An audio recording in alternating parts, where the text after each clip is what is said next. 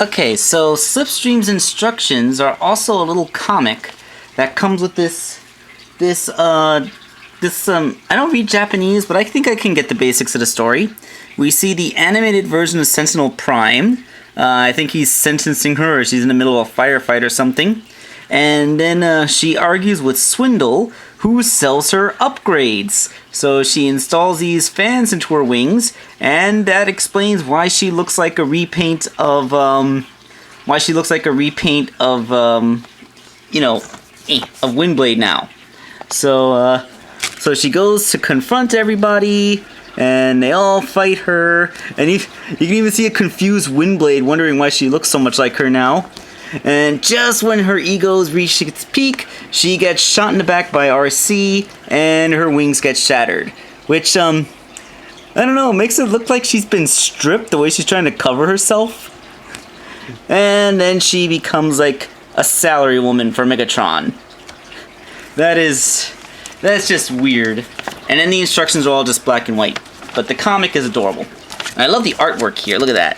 Look at how beautiful that artwork is. Oh god, I want to make this into a poster. And then of course you have her tech specs on this page. Those are great instructions. Now, as for the toy itself,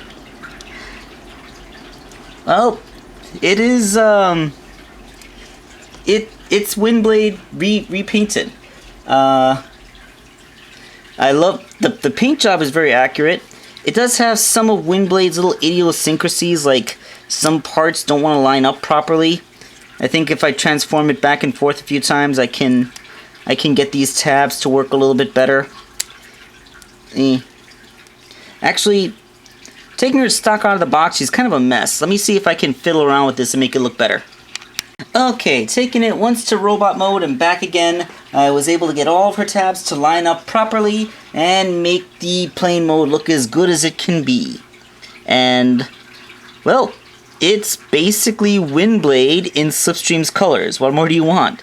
Although, they use really nice metallic paints on this that is just fantastic. I love these metallic paints. They just look so poppy. I mean, compared to the Hasbro release of Windblade, and you can clearly see all the differences in the paint schemes of these molds. I mean, with the more varied palette and the brighter silvery paints, Slipstream just kind of pops in a way that the I don't know what Takara Windblade looks like, but she definitely pops a lot more than stock Hasbro Windblade. And while I got my hands on the figure, I was able to feel it. I can tell you that these just feel like they're made out of a different kind of plastic that's just fundamentally like denser and harder than the plastics that Hasbro uses. This figure just feels a little bit heavier in hand than this one. Although it's weird because these plastics feel hard, like they won't bend or yield, but also like if they do break, they will spectacularly break. Like, you're not going to put stress marks or crack anything. You're just going to accidentally snap parts if you treat it too roughly. So, yeah, this is still an expensive collector toy, so you don't want to do too much to it. And mine did have one assembly flaw. It's a minor thing that I'm not even really gonna complain about too much, but this fin here, the hinge that allows it to fold, it has absolutely no friction. It just kind of flops around freely when it's not pegged in. I think that's because they left a piece of the runner on the plastic part, so when they put it in, it kind of stretched the hole before it hardened. And I cut the runner piece off, but the damage is already done. So when it's in robot mode, this thing has a tendency to just flop down. Now, as you can see, there's some silver bits showing. Those are where I pegged her guns in. They do peg backwards on her forearms, although it's of dubious security. I'm not sure if they were meant to go that way. I see what look like tabs on them, but I really can't find corresponding slots anywhere on the figure in plane mode. Maybe someone else will reveal that to me later on. I'll feel like an idiot. And aside from the, Windblade never really looked like much from underneath. It's just a robot, but that's what you get for a plane this small. I love that cockpit. beautiful translucent glass used there. That's just awesome. 10 out of 10. Alright, before we go to robot mode, just a couple more things. First of all, I figured out how those guns peg into place. As you can see, they go onto the slot on Windblade's arm, and then that little slit that was sticking out the bottom grabs onto the very edge of her forearm armor, keeping it nice and snug so it won't fall off. It's a way more secure connection than the traditional 5mm peg hole that the Seekers usually used to have. And it's actually really nice and secure. I like that. Now, this is the first official toy of Slipstream that's ever been made. Although we do recall that the Fun Pub made one for the Transformers Collectors Club by repainting the Starscream. Of course, this is my custom, not the official Fun Pub one. The official, unofficial Slipstream. And I just wanted to bring it out so I could say, I really nailed that green and that teal and purple look, didn't I? I mean, like, my paints are less metallic than the ones that Takara used, but they're pretty much the exact same shades. That's kind of hilarious. And also, it's kind of funny how Windblade is a bigger plane than first edition Starscream was. Okay, so let's get Windblade into robot mode and show that off. Let's get Slipstream into robot mode. Man, I'm gonna keep on mixing their names up, aren't I? And here she is in robot mode. And this is actually why I voted in the fan poll for a female Transformer who could become a jet. Because I knew that if they had the mold accessible, it would encourage... well, I was hoping it would encourage Hasbro, but it encouraged Takara to just go ahead and make us a Slipstream figure. The first female Seeker finally gets her first official toy. Too bad it's a Japanese exclusive that I had to import, but I don't care, I will take it. So let us zoom in and get a good look at that.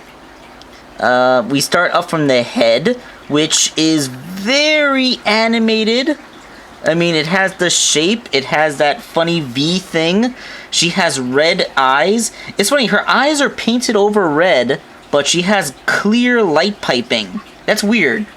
I also wish they would have painted her lipstick because her mouth is sculpted in this smug little smirk, which I think suits her, even if I would have been a little bit happier if she had a more grumpy looking expression, because she was always kind of, you know, she was always kind of a grumpy character. Mostly because she had to associate it with people that she considered to be idiots, but you know, I'll take the smug superior smirk any day. I really wish they had painted her lipstick. I mean, Takara is always famous for putting so much extra paintwork into their figures, and Hasbro does. You think the extra 50th of a cent to give her some lipstick would have been just that little bit extra. Now her chest is a classic Seeker chest. You got the cockpit, which is again translucent plastic so that it looks like the cockpit from plane mode. And I knocked my stage over. And the jet intakes form out the rest of the chest. Of course, it actually isn't the same proportions because, you know, she's feminine and slim and curvy. All the features you would get from a lady Transformer. And aside from that, the rest of the detailing is pretty much all Windblade, just painted up in Slipstream's colors. A close-up of how those guns connect to her arms. They slot onto those little things that come out of Windblade's arms, and then there's another tab there that keeps on the edge of the armor, just like the opposite side kept it on in plane mode. That makes her weapons uniquely hers. She won't be able to wield anyone else's weapons, but no one else will be able to wield hers either.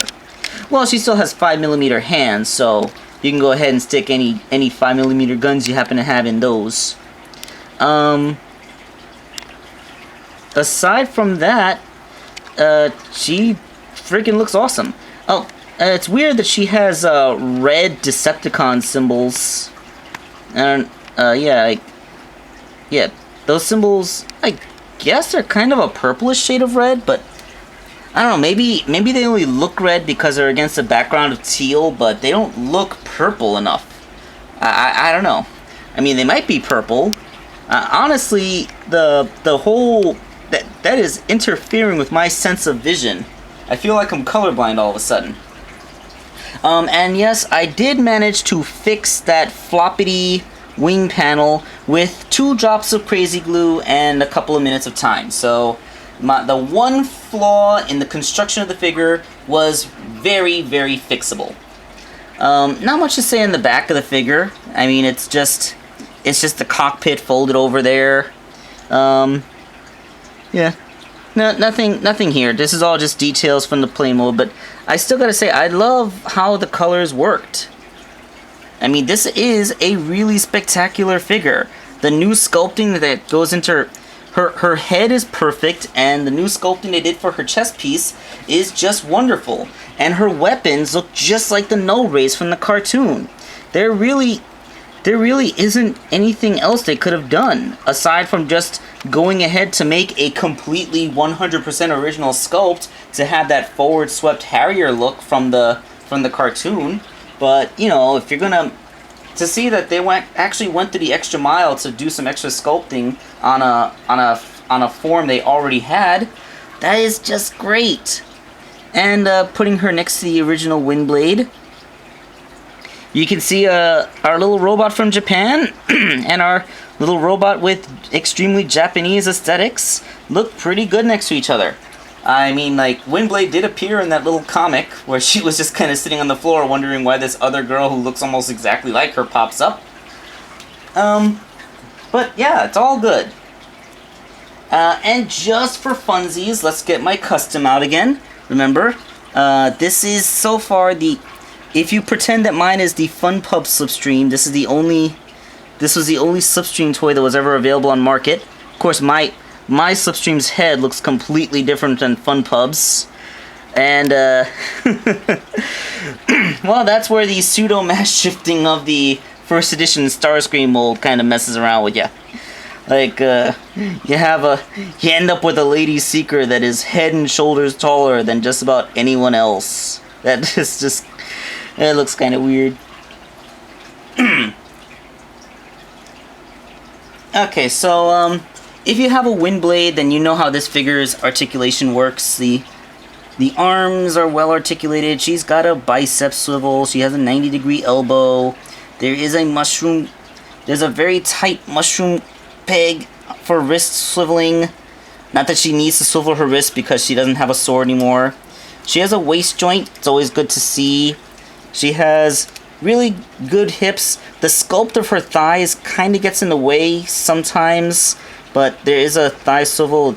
She can finagle and work around it. And a solid 90-degree bend at the knee. So, yeah, it also goes backwards 45 degrees, which is a little weird, so, yeah. But the knee joint's nice and tight, so you don't have to worry about that. And yes, she still has the problem where if you accidentally bump it, you can push the heels into the body. But aside from that, she is pretty darn spectacular. I am unbelievably happy with this figure.